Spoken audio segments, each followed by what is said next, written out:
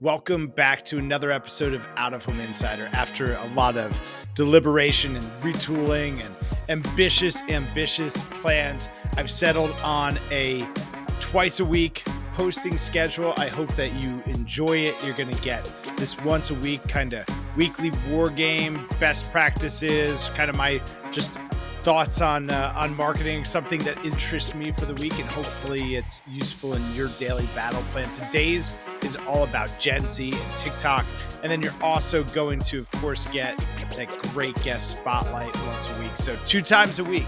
I know things have been quiet for a little bit, but going forward, look for that 2 times a week content drop. So make sure to subscribe and share this with somebody who can benefit. Without further ado, let's go. Gen Z and the TikTok takeover. Did you know that 63% of Gen Z are using ad blockers? If that weren't bad enough, 99% say they are ready to skip a video ad as soon as it starts playing. It's a simple truth, but it bears repeating. We are in the attention arbitrage business. Whether that's as brand marketers or media publishers, our objective is to buy attention and sell something worth more than what we paid to sell it. A recent study by global consumer research firm Bulbshare reveals that 3 out of 4 Gen Zers report feeling bombarded with online advertisements throughout their daily lives, with 74% finding themselves irritated by this incursion over time. Irritated. They're literally evoking a negative emotional reaction, and they aren't just considering it a mild disruption either, with 1 in 4 finding advertising to be extremely intrusive, while 50% believe it is only somewhat disruptive. The worst offender on this list are pop-up ads, according to almost 80% participants, followed by, get this, social media ads.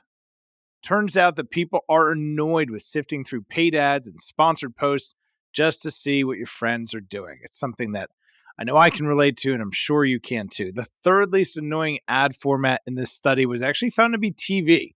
So, congrats, TV. Probably feels pretty good to be third place on this list.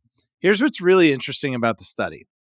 TV, radio, podcasts, social media, and pop-up ads all had a highly negative emotional response rate, whereas billboards and print ads were rated as inoffensive comparatively. I know, probably no surprise that an ad that is actually interrupting the thing you want to do is more likely to be perceived as annoying or offensive than a picture on a stick on the side of the road, but it's really pretty primal if you distill it all the way down.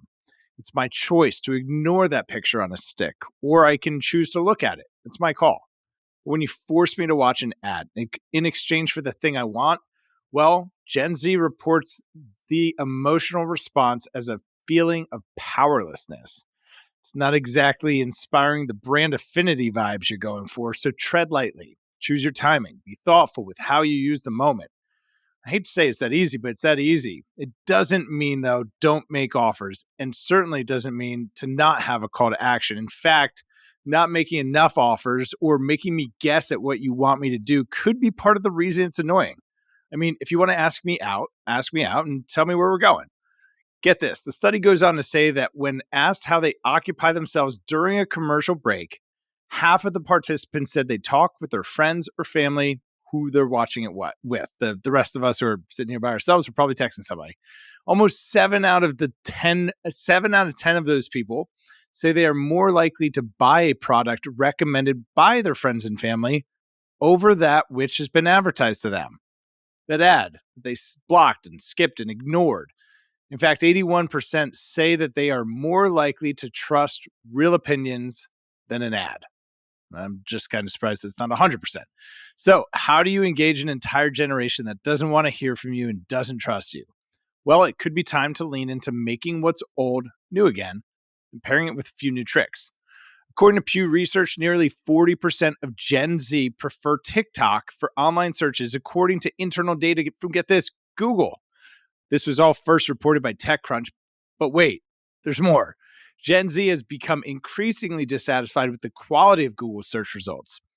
The report found that Gen Z is, you guessed it, annoyed with sifting through ads to find the results relevant to them. I'm starting to think that I might be Gen Z because the same things all annoy me.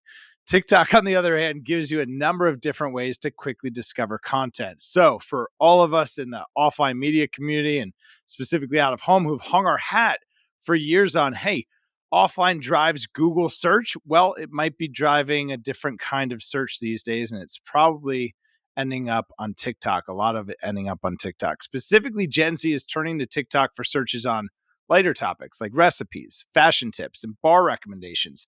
And if you're Google, that should be scary because for the past 7 years, Google has defined those types of searches as micro moments or the digital reflex when we grab our phones because we want to know something, go somewhere, do something, or buy something. And it's these key inflection points that are the moments of influence that brands are all fighting to win. That's the stuff that drives all that paid ad revenue for Google.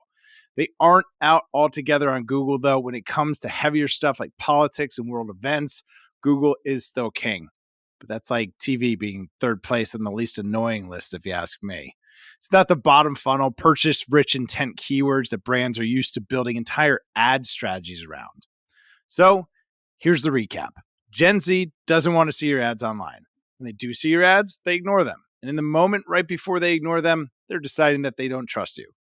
But they do value advocacy and they enjoy being entertained. That's good news because none of that is new. We've always sought social proof and validation in our decision-making process. Whether that's where to eat or which outfit to wear, validation is almost inherent to decision-making. It's how we hedge risk in the most practical way. The new challenge is in how to effectively reach Gen Z. And for brands that were born and scaled online, reaching this audience is its own unique challenge. And adding offline media can be a great way to cut through the noise and mainline the zeitgeist. But here's the really cool thing about adding offline media to your already successful online strategy. It consistently unlocks new growth across your entire marketing mix because it turns out we all find those same things to be annoying, which means that the opportunity to make what's old new again is within reach. The marketers who figure out offline marketing now will be the brand builders of the next decade because history is repeating itself. So here's to the alchemist. Remember, share of voice equals share of mind equals share of market. So when you have something to say, make it count. Until next time, make sure to like and subscribe to this podcast wherever you're listening from and share it with a colleague or client. Start a conversation today.